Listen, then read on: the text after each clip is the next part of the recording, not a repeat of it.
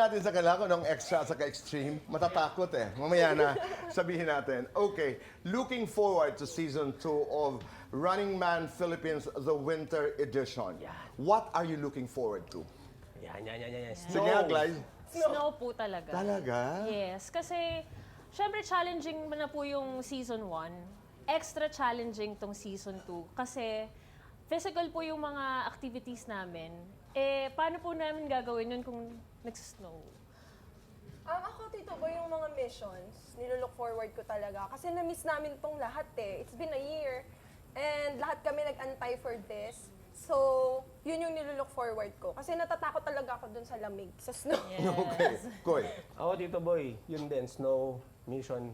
Siguro hindi na sa bonding siguro. Pag Ayun daw. Funniest memory sa season 1? Yung talagang, Season 1? oo, natatawa ka pag naaalala mo. Siguro yung first day natin.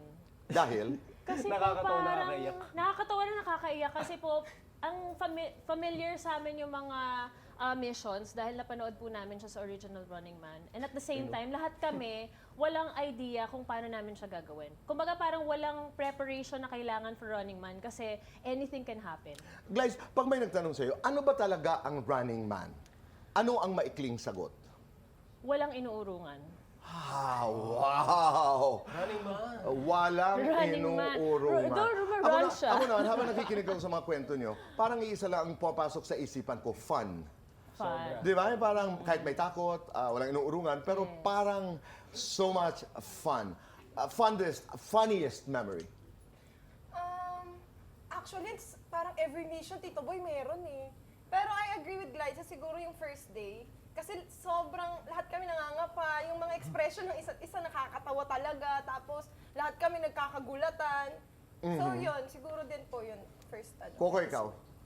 Ako, Tito Boy, nung yung isang race namin na, ano ba yon, yung extreme, yung X, yung sa taas. Kasi, nung nakita ko si Buboy na umiiyak, sobrang tawan-tawa ako. Pero nung ako nandun, hindi siya nakakatuwa. Okay. Iyak ako. Ganito ang kwentuhan natin. Nung isang araw ay sinabi na ho natin that Ruru Majid is still part of Running Man Season 2, the Winter Edition. But the thing is, si Ruru will be part in a special participation role, ika nga. In a special participation role. Alam niyo ba kung sino ang pang-pitong participant ngayong season na ito? Dahil alis na kayo papuntang Korea, mamaya ang sagot. Pangalawa, Koy, tanong to, kung pipili ka, Angel, Koy, dapat ito para kay Angel,